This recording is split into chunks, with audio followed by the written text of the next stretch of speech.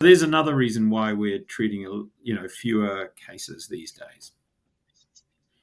So what types of mild cases and symptoms would the average diver get? Because I mean, I bet you there's a lot of symptoms that most divers wouldn't even realize they were bent. I think that's true, and I also think there's a lot of divers who do realise but don't say anything. Uh, and, and Okay, that is true. there's actually pretty good evidence for that. Now, I've actually just come back from Helsinki in Finland, where the European Underwater and Baromedical Society was having their annual scientific meeting. And some of my Finnish colleagues did a fantastic study where they followed 55 technical divers over a year. And the divers logged all their dives and the dive outcomes. And at the end of the year, they pulled all that information together. And there were about 30 cases of decompression sickness amongst this group. I think there were about 3,000 dives that they'd done over the course of this year. Maybe 30 cases of decompression sickness that all had mild symptoms. So things like a rash or an itch, some musculoskeletal pain. So we're not talking about neurological problems or anything like. We're talking about mild things, and none of them. Actually, I think one got recompressed. The rest of them, all the other cases, something in the high 20s did nothing.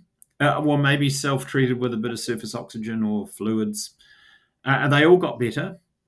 But anyway, it just speaks to the point you made before that not only are there divers who don't realise that the pain they have or a little rash afterwards might be decompression sickness, there are those who do realise that it's probably mild decompression sickness and choose to not report it and not treat it. And they do get better, which of course is the basis for us deciding not to treat them if they fit that definition of mild and they're in a remote location. If they're close to a chamber, we will recompress them, of course. But anyway, I do think there's a lot of unrecognised or unreported decompression sickness out there. All of it's mild, of course. It's pretty hard to ignore it if you're paralysed. So people do report those more serious cases, and of course we evacuate them and treat them. But I do think there's quite a big burden of mild cases that probably don't get reported and don't get treated. It was funny because when I started diving again last year, there were a bunch of us sitting around actually discussing decompression sickness and some of the symptoms and stuff like that. And we were all like, okay, our ages, our injuries, and from doing other stuff, like I'm full of titanium and I ache all the time. So, I mean, it would probably have to be pretty severe for like a bit normal over a minor case for me to even realize it. Probably, I Yeah, would think, wouldn't no, it? you make a very good point. That's right. A lot of the symptoms, especially the milder symptoms of decompression sickness, are what we refer to as non-specific. In other words, they can be caused by a whole bunch of different things. And so it's easy if you suffer from one of those symptoms to kind of rationalize it and say, oh, I've got some pain in my elbow, but I was lifting those heavy tanks or I was pulling on the ladder earlier, and that's probably what it is. And that may well be true, but uh, you're exactly right. I mean, if any of us, especially slightly older people, sit here now and say, am I sore anywhere? I can definitely identify one or two places where I'm sore, right? So, yeah, you're right. It can be tricky. And what we recommend is that if divers have a sense that they're experiencing something new that's not normal for them, then they should discuss it with a diving, a source of diving knowledge. So, and the obvious source is Dan. 24 hours, you can phone the Dan line, speak to someone who can give you good advice. And we do have Dan here in New Zealand, but we also have our own national diving emergency service as well. So those kind of services are available anywhere. And if you are concerned and you think that something's going on that isn't normal, then you should talk to someone. We do recommend that. What about a symptom of being just overtired? Because I know that can also apparently be mild. Yeah, well, we call that constitutional symptoms. So fatigue is one of those. And look, that's another example of one of these non-specific symptoms. I mean, you think about it. What does it look like on a dive boat when you're on your way back from a dive? Everyone's prostrated on the seats, snoring. Like everyone's fatigued. Diving makes you tired. And yeah, I mean, could that be subclinical decompression sickness? I guess so in some cases, but that's not a symptom that we would treat on its own. Like if someone called me on the diving emergency line after a dive and said, I feel tired, do I need to be recompressed? I would say, do you have any other symptoms? And if the answer is an absolute unequivocal no, then I would reassure them and say, feeling tired after a dive is normal. You don't need recompression. If they weren't convinced that they didn't have any other symptoms, I might ask them to go to their local emergency department and get examined by a doctor who could then talk to me and we could have another discussion about it. But no, tiredness is not a specific symptom of decompression sickness. It can be part of it, but it would take other symptoms to be present before we'd be interested in recompressing someone. All right, well that's good to know for sure. Perhaps the most valuable thing I can say in that regard is that the vast majority, and this is absolutely true, particularly in technical diving, the vast majority of cases that we see are people who've absolutely done nothing wrong.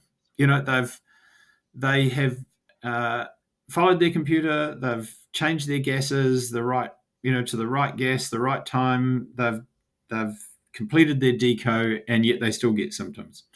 We see that commonly, and it is a very important point to make to divers that because, and this goes right back to my generation of early divers, there's always been this perception that if you get decompression sickness, you're a fool and you've done something wrong or you've made a mistake. And it's very important to dispel that because that's one of the reasons, of course, people don't report it because they're afraid of being judged.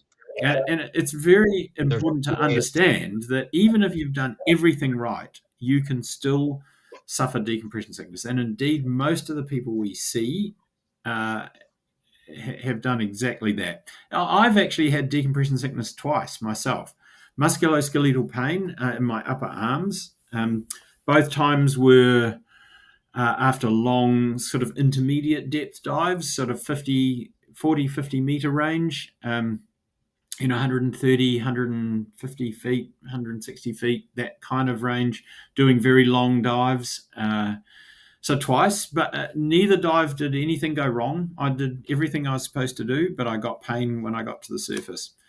Uh, Interestingly, that depth range seems to be my Achilles heel. I've probably been deeper than 100 meters over 100 times. I've never had a problem on those dives. It's the intermediate depth dives that seem to bother me twice. But anyway, getting back to my key point, you do not have to have done something wrong to get symptoms. It's very common.